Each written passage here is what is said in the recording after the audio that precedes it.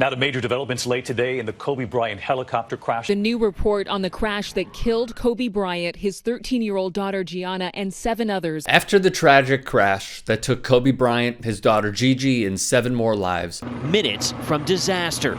New cell phone video appears to show Kobe Bryant's helicopter circling near Burbank Airport before the crash. The entire country mourned the loss of an icon. Personnel from Los Hills Sheriff's Station responded to the scene of the crash site and assisted the fire department, and we've established a containment area. But this man, a failed sheriff in the city of Los Angeles, has lost control of his deputies. Kobe Bryant's widow, Vanessa, is lashing out at the LA sheriff. He couldn't step up to the plate and hold his deputies accountable for photographing dead children. At the crash site, these officers pulled out their cell phones and took pictures of Kobe, Gigi, and the 7 others as dead bodies, then shared these photos with friends and family, almost glorifying the crash, the destruction, the calamity, to say, look at what I'm doing, you gotta see this. What's troubling is how much this man ran on progressiveness, yet has been unwavering with his promises and not fulfilling them.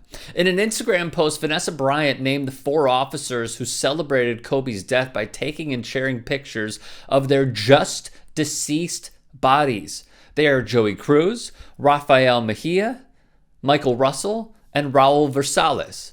Her public airing of deputies' identities follows a ruling by a federal judge last week that denied a request by them to keep their names and ranks under seal. That request was made by this guy, Sheriff Alex Villanueva, a man who hates transparency and accountability. In another post via the lawsuit, it reads, Sheriff Villanueva assured Vanessa Bryant no one was taking photos and the area was being secure by his deputies. However, on the same page, the lawsuit says one deputy took between 25 to 100 photos on his personal cell phone, focused directly on the victims' remains. What happens next is the snowball effect of how officers broke protocol, likely all the time, and the disrespect an NBA legend's family was given by the LA Sheriff's Office. Rafael Mejia arrived at the crash site, snapped photos on his cell phone, and stored them. Then Mejia shared them with 2 additional people, serving no reason at all, likely just gloating. Mejia then walked over to a deputy working traffic at the crash site,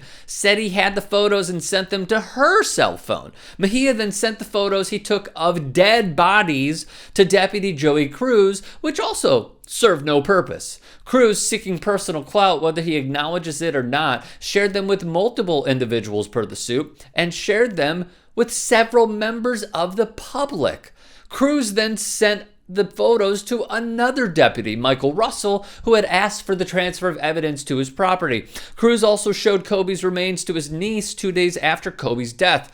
While at the Baja California Bar and Grill in Norwalk, California, the same day after showing photos to his niece, Cruz showed the photos to a bartender and a bar patron. He's seen on security cams zooming in and out. The bartender gloated of what he had just seen, describing the pictures in detail to one bar patron. This was troubling to the patron, and he emailed a complaint to the sheriff's office. That email is included in the lawsuit. Michael Russell shared the photos with a personal friend who he plays video games with nightly, that being a sheriff's deputy at the Santa Clarita station. Russell texted the photos to his friend's cell. Raul Versales, another deputy in the sheriff's office, obtained photos of Kobe, Gigi, and many others as remains. He sent them to a detective inside the department. A sergeant for the sheriff's department said the accident scene, quote, was handled great, and that there was nothing he would do differently. The sergeant demonstrated no awareness of protocol regarding use of personal cell phones to capture work-related environments. The systemic failure is a microcosm of policing. They interviewed Michael Russell for less than 40 minutes. Another lasted only 14.